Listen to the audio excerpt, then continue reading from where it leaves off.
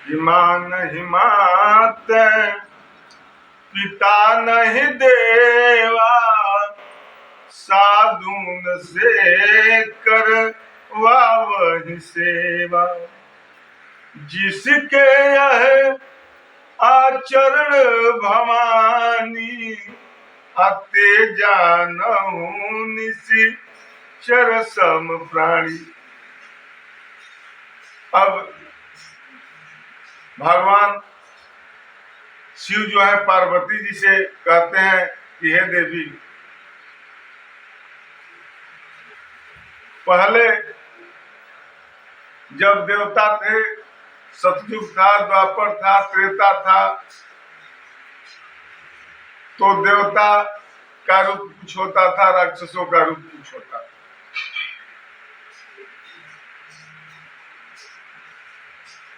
कभी सिंह वाला हो जाता था, कभी भैंसा वाला हो जाता था, कभी 10 मुख वाला हुआ, कभी 1000 मुख वाला हुआ। यानी चेहरे से भी राक्षस नजर आता था। लेकिन इस कलयुग में सिंह वाला राक्षस नहीं मिलेगा, सूरत से राक्षस नहीं होगा, चेहरा सुंदर होगा, मानव का रूप होगा, मनुष्य होगा। अब उसके अंदर राक्षस की प्रवृत्ति रहेगी, उसकी वृत्ति जो है राक्षस की रहेगी। अब समझना है आपको है कि मानव के रूप में वो मानव है या राक्षस है, वो संत है या असंत है।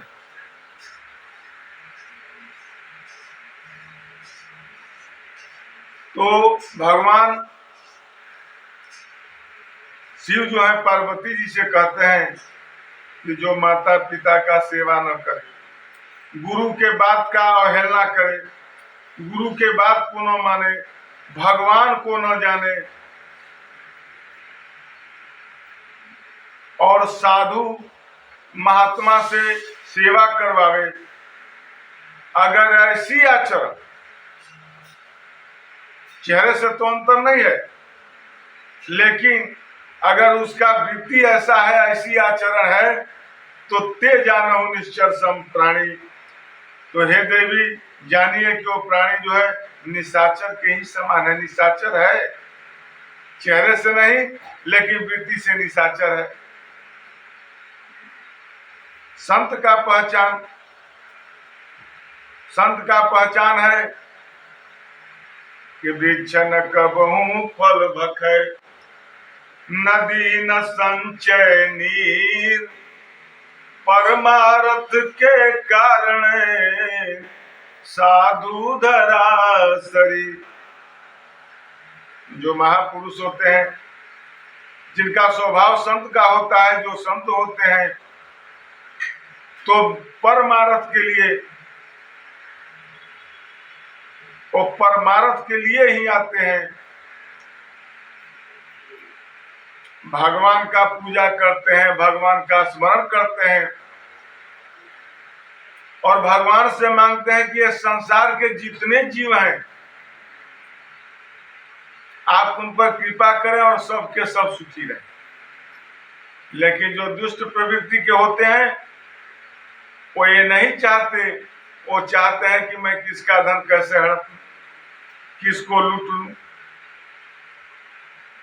यानी जितना वो कोई परेशान होता है, उनके परेशानी से मतलब नहीं है, उनको मतलब है तो दौलत से, और उनको करना है दुष्टाई। उनका स्वभाव चूंकि राक्षस प्रवृत्ति का है, राक्षस का है। तो यहाँ संत वृक्ष न कबहू फल भखे, वृक्ष अपना फल स्वयं नहीं खाता। नदी न संचय नीर, नदी का जल जो है वो अपने आप में समाहित नहीं रखता,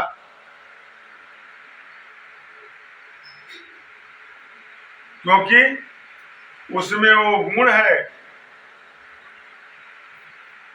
जन कल्याण का जो गुण है वो अपना दिखा देता है परमार्थ के कारण। और साधु अगर शरीर लेकर यहाँ पर मानव जीव में आते हैं तो परमार्थ के लिए आते हैं, दूसरे को खुशी देने के लिए, दूसरे का कल्याण करने के लिए।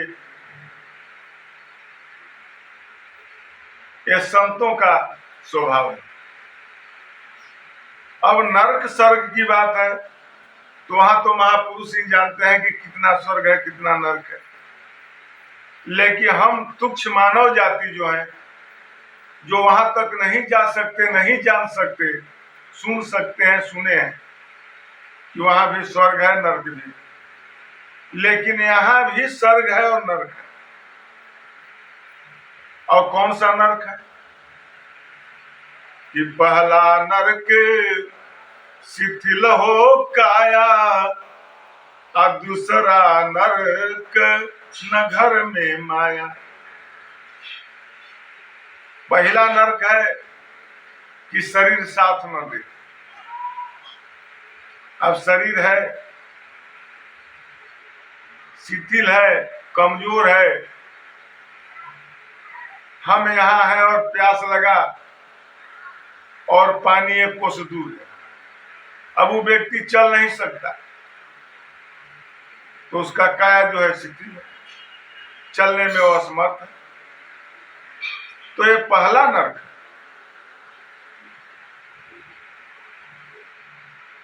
कि वो चल भी नहीं सकता, कुछ कर भी नहीं सकता। अब एक गूंगा हो, भगवान का नाम भी नहीं ले सकता, भगवान का भजन भी नहीं गा सकता। तो भगवान का भजन गावे या न गावे, लेकिन किसी से महिमा से न हंस सकता है, न बोल सकता है। यही नरक।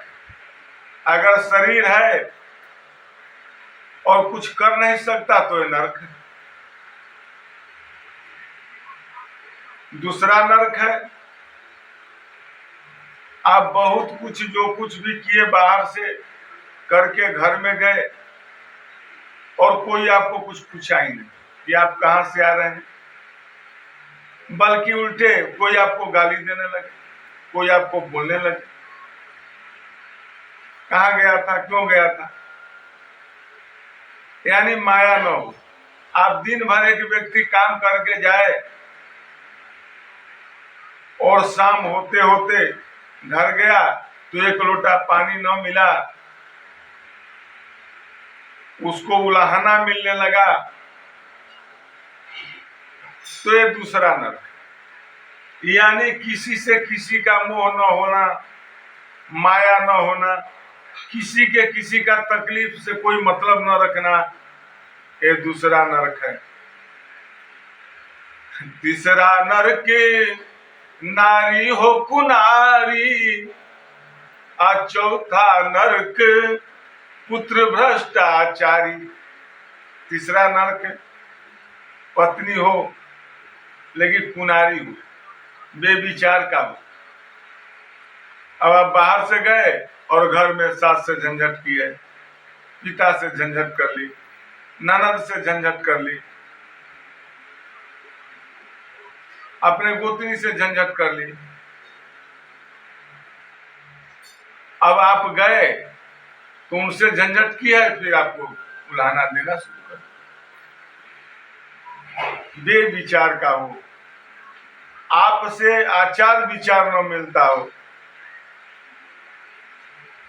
महापुरुष जो है मां दुर्गा से वरदान में मांगते हैं कि हे माता, पत्नी मनोरमा देहि मनोवृत्तांत अनुसारिणी, हमें पत्नी आप दें तो कैसी पत्नी दें, सुंदर हो, सुशील हो और हमारे वृत्ति के अनुसार चले। हमने कह दिया माता पिता का सेवा करो, अच्छे ढंग से सेवा करो। मैंने कहा कोई कुटुंब आते हैं उनका सत्कार करो, अच्छे से करें। सबको परिवार में सबको लेकर चले, हे माता आप वैसे पत्नी हमें प्रदान करें, भक्त मां से मांगे। अब और पत्नी कुनारी निकल जाए। जहां सास ससुर का सेवा करने की बात है वहां सास ससुर को गाली दे। जहां पति के अनुकूल चलना है वहां उसके विपरीत चल। तो ये तीसरा नर्क। और चौथा नर्क क्या है? भगवान पुत्र दे दे तो सुपुत्र दे, पुत्र दे तो सुपुत्र दे। क्योंकि अगर सुपुत्र है सो पुत्र तो धन क्या संचय, अशोक पुत्र तो धन का संचय। दोनों पुत्र ही हैं। अगर सुपात्र पुत्र है तो धन नहीं रहेगा, धन हो जाएगा। संचना, धन सच कर क्या करेंगे आप? सुपुत्र है, विद्वान पुत्र है तो धन का आगमन वो कर लेगा। और कुपात्र पैदा हो गया तो जो धन है उसे दिलवा देगा। पुत्र भगवान दे तो विद्वान पुत्र दे।